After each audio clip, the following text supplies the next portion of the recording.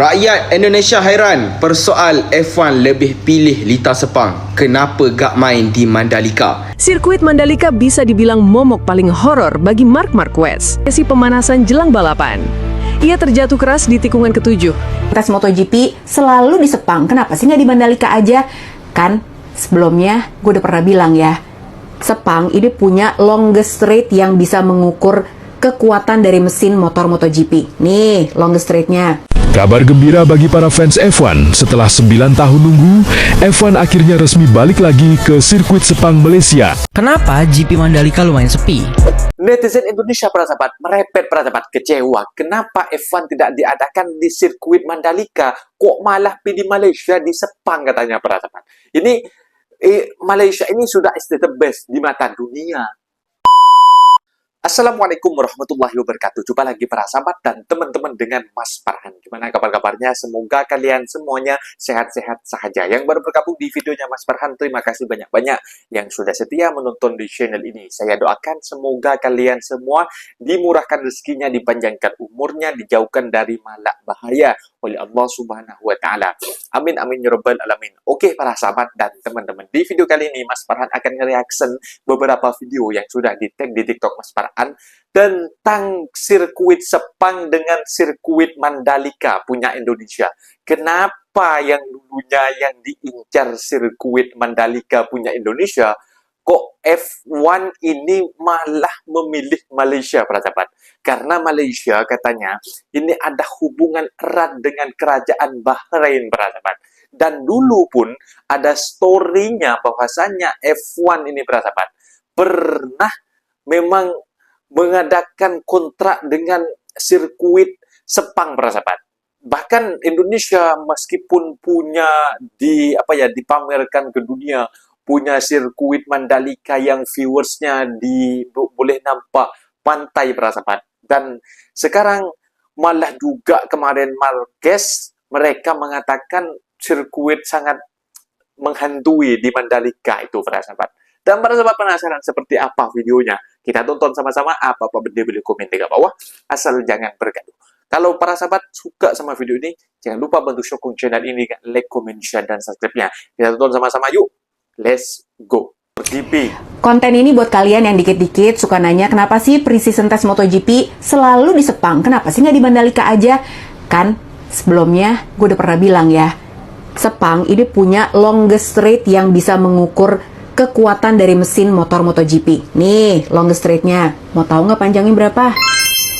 Longest straight-nya, jadi trek yang terpanjang di Sepang adalah tuh 920 meter, hampir 1 kilo. Dan total dari semua nih sirkuit Sepang, besarnya adalah 5,54 km. Jadi Sepang ini memang sirkuit yang besar.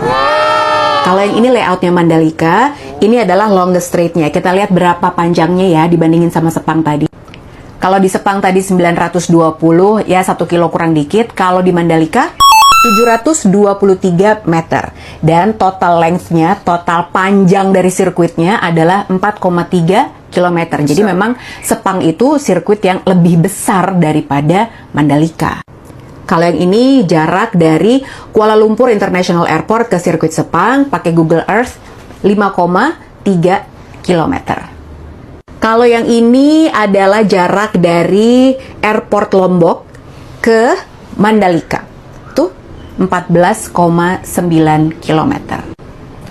Jadi alasan kenapa Sepang dipilih ya karena sebetulnya secara data yang dikumpulkan di Sepang akan lebih lengkap aja kalau tesnya dilakukan di sana. Gitu aja sih. Tapi kan race di Mandalika juga seru. Ya nggak? That race was going to be a big old survival race, I think, trying to manage the tyres and whatnot. 20 laps sort of forward back in a safe range, let's say, where you could be able to push a bit more. Now, Fabio Quartararo is not obviously expecting any action. Soon he's got back in his team clothing. Oh, dear me. Terrible mistake. Was that his ice cream? Oh, dear. That's the first mistake Fabio Quartararo has made all weekend so far. That's a little bit of a red-face moment for our pole man and our reigning world champion. Kenapa GP Mandalika lumayan sepi? Dalam gelaran GP Mandalika, Pertamina sudah memberikan diskon tiket MotoGP Mandalika hingga 70%. Namun sayangnya hal tersebut masih belum memenuhi harapan, di mana seharusnya penonton GP Mandalika ditargetkan mencapai 150.000 sampai 200.000 orang. Dalam GP Mandalika 2024 ini, jumlah penonton yang hadir selama 3 hari acara hanya mencapai 120 sampai 121.000 penonton. Jadi, apa yang membuat GP Mandalika ini kurang diminati atau sepi penonton? Transportasi dan akomodasi yang mahal. Tingginya biaya akomodasi dan transportasi membuat peminat MotoGP di Mandalika sangat rendah. Yang terjadi karena memang ketersediaannya belum memadai. Bahkan Direktur Komersial ITDC menyebut kalau pihaknya saat ini tengah mencari investor untuk bangun hotel dan villa untuk kebutuhan akomodasi untuk pengunjung MotoGP Mandalika. Sebelumnya, Pemprov NTB juga sudah memberikan aturan batas atas harga penginapan agar harga tidak terlalu melonjak. Tapi ada beberapa pihak yang dinilai belum mengikuti aturan ini. Sepang GP lebih murah. Selain transportasi, gak sedikit orang Indonesia yang justru lebih memilih sirkuit Sepang di Malaysia pada 3 November. Semua terjadi karena harga tiket transportasi sampai akomodasinya lebih murah ketimbang Mandalika. Pertanyaannya, kenapa MotoGP nggak dijalankan di Sentul lagi? Sebenarnya, bisa saja MotoGP digelar dan dilaksanakan di Sentul. Tapi kondisi saat ini, sirkuit tersebut juga masih dalam renovasi agar sesuai standar grade dari FIA dan FIM, agar bisa menggelar MotoGP dan juga F1. Buat yang belum tahu, pada 1996 dan 1997, Indonesia memang berhasil menjadi tuan rumah MotoGP dengan menggelarnya di Sentul. Tapi menurut kalian lebih cocok mana nih, Sentul atau Mandalika? Sirkuit Mandalika bisa dibilang momok paling horor bagi Marc Marquez. Bagaimana tidak, setiap kali turun balapan di sirkuit kebanggaan Indonesia ini, The Baby Alien selalu gagal menyentuh garis finish. Pada tahun 2022, Marquez mengalami kecelakaan serius saat sesi pemanasan jelang balapan. Ia terjatuh keras di tikungan ke-7, hingga tubuhnya terpelanting ke gravel, sementara motornya sempat terlempar ke udara. Insiden itu menjadi salah satu momen paling kelam dalam karirnya dan memaksanya absen dari balapan utama. Setahun kemudian, pada 2023, kutukan Mandalika kembali berlanjut. Marquez terjatuh di tikungan 13 pada lap ke-8 dan kembali gagal finish.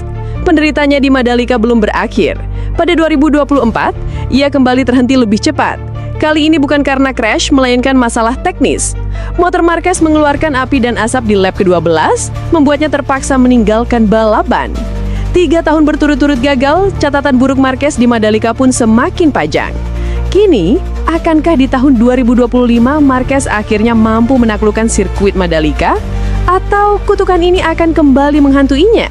Keakraban Sultan. Hubungan baik antara Yang di-Pertuan Agong Sultan Ibrahim dan Raja Bahrain Raja Hamad bin Isa Al Khalifa pencetus kejayaan membawa semula perlumbaan Formula 1 ke Malaysia. Diplomasi diraja itu menyaksikan F1 kembali hidup di Sepang selepas 9 tahun sunyi.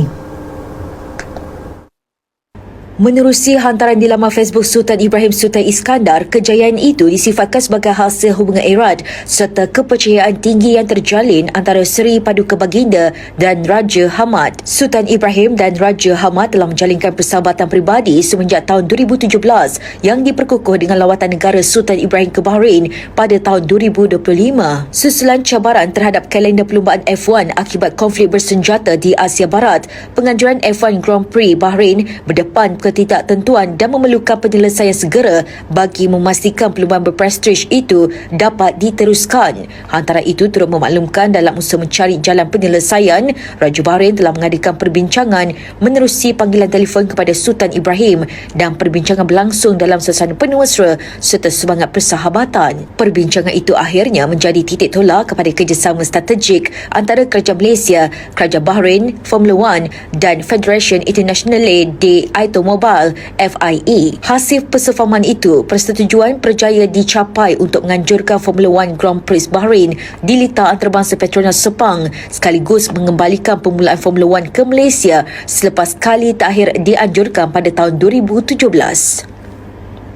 Rakyat Indonesia hairan persoal F1 lebih pilih litar Sepang. Kenapa gak main di Mandalika? Allah, baik. Korang rasa sebab apa F1 lebih pilih Malaysia yang kat Sepang tu berbanding Indonesia? Korang kongsikan pandangan korang di rang komen. Kabar gembira bagi para fans F1. Setelah 9 tahun nunggu, F1 akhirnya resmi balik lagi ke sirkuit Sepang, Malaysia. Uniknya, Malaysia datang buat masuk kalender F1 dengan nama Bahrain Grand Prix. Sepang bakal jadi tuan rumah GP Bahrain yang sempat ditunda karena konflik politik di Timur Tengah yang diselenggarakan tanggal 2-4 Oktober nanti. Perdana Menteri Malaysia Anwar Ibrahim menyebut kolaborasi ini bukti kesiapan Malaysia untuk menyambut kembali balapan F1 yang telah absen selama 9 tahun. Kira-kira Indonesia bisa juga nggak ya ngadain balapan F1 suatu saat nanti? Kalian mau ngelewatin event MotoGP di Malaysia tahun ini? Kalau aku sih enggak ya. Buat kalian yang suka banget sama MotoGP, event kali ini wajib masuk wishlist kalian sih. MotoGP Malaysia 2026 ini akan digelar di Sepang International Circuit pada 30 Oktober sampai 1 November 2026. Selama 3 hari ada sesi latihan, kualifikasi, sprint race, sampai balapan utama. Bayangin ya, Sepang International Circuit ini dikenal sebagai salah satu sirkuit paling ikonik di kalender MotoGP. Panjang lintasannya itu 5,5 km. Dengan kombinasi tikungan cepat dan dua lintasan lurus panjang yang sering menghasilkan aksi saling salip, pasti seru kali nggak sih liatnya? Atmosfernya jauh berbeda lah dibanding nonton di TV. Nah, daripada kalian ribet beli tiketnya kayak mana caranya sambil disusunin itinerary-nya, mending kalian langsung aja chat and the holidays. Tinggal ambil koper kalian, langsung berangkat deh nonton MotoGP langsung di Sepang. Semalam Raja Bahrain setuju muktamad melalui Perdana Menteri, anaknya iaitu Putera Diraja Bahrain, dalam hubungan telefon pada saya mengesahkan bahawa Grand Prix F1 akan dijalankan di Malaysia dalam tempoh 2 bulan.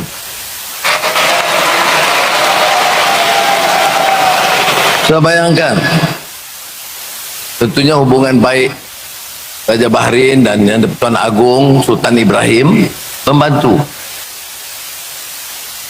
Kalau negara ini tidak aman, tak ada orang nak datang. Sepatutnya di Bahrain, tapi kerana kesan dari peperangan akibat serangan Amerika dan Israel ke atas Iran, dan Iran lawan balik dan kemudian terkesan dengan negara jiran, negara tidak lagi aman. Malaysia dipilih. Ada puluhan, kalau tidak lebih, negara-negara yang diteliti oleh mereka. Pertama, harus aman. Kedua, urusannya baik dan cekap. Ketiga, infrastrukturnya lebih baik. Jadi 3-4 hari yang lalu, Tuanku Yang di-Pertuan Agong hubungi saya, dia kata, apa kata kalau kerajaan Bahrain memikirkan untuk mengadakan F1? Saya tentunya respon biasa sebagai Menteri Kewangan, nanti tuanku, kita tengok dana berapa diperlukan, ada masalah rakyat, ada masalah kos sara hidup, ada masalah perumahan yang kita harus tumpu, bukan F1. Kita tak apa-apa, minta Perdana Menteri bincang dulu dengan Perdana Menteri Bahrain, apakah boleh dana itu dikurangkan kerana masa suntuk. Tapi Bahrain dan dunia, termasuk dunia Arab, tahu prestasi kita dalam menyelenggara mengurus ASEAN tahun lalu itu di antara yang terbaik yang pernah. Nah, itu dia para sahabat dan teman-teman. Video yang sudah kita simak, memang banyak netizen Indonesia memang tak puas hati kepada Malaysia karena sirkuit Sepang lebih dipilih oleh F1 para sahabat. Yang dari Bahrain ini para sahabat, mereka sepakat tidak diadakan di Bahrain karena adanya konflik di Timur Tengah macam itu.